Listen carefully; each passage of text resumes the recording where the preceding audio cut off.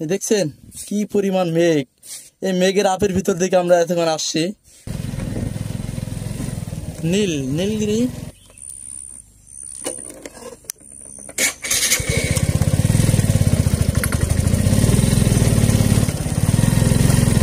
আসসালামু আলাইকুম।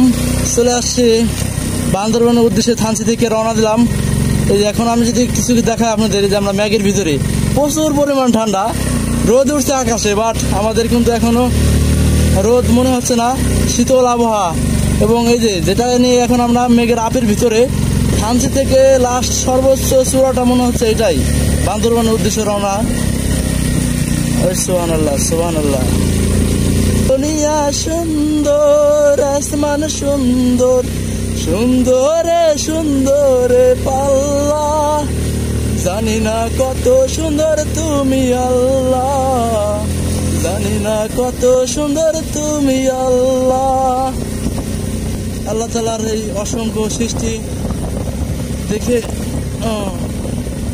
আলহামদুলিল্লাহ খুবই ভালো লাগতেছে যে সেই সৌভাগ্যটা আমাদের হয়েছে। একটা ভিউ পয়েন্টে দাঁড়াইলে আপনাদের কিছু দেখাতে পারতাম যে আমরা কি পরিমাণ মেঘের আপের ছিলাম। এতক্ষণ দেখছি কুয়াশা কুয়াশা। ও সুবহানাল্লাহ। আশা করি আপনাদেরকে একটু ভালো কিছু দেখাতে পারবো। খুব সন্তুষ্ট আল্লাহর উপরে যে আমাদের দেখার জন্য সৌভাগ্য হয়েছে। চিম্বুক পাহাড় মানে বান্দরবন 26 কিলোমিটার। আল্লাহ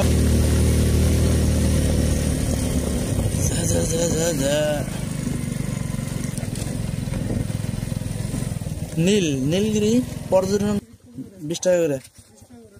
হ্যাঁ হ্যাঁ ডুবো। আল্লাহ এই ভিডিও যদি মিস করি, যে মেঘের মধ্যে আইছি। সুবহানাল্লাহ সুবহানাল্লাহ। দুনিয়া সুন্দর, আসমান সুন্দর,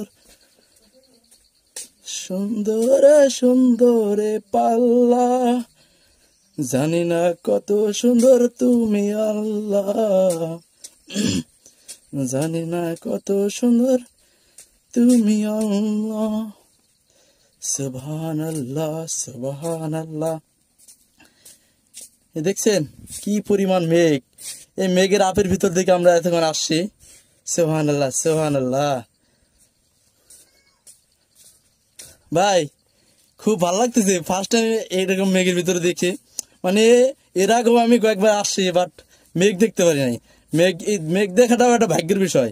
আল্লাহ তাআলা সেই সুযোগ করে দিচ্ছেন আমাদের।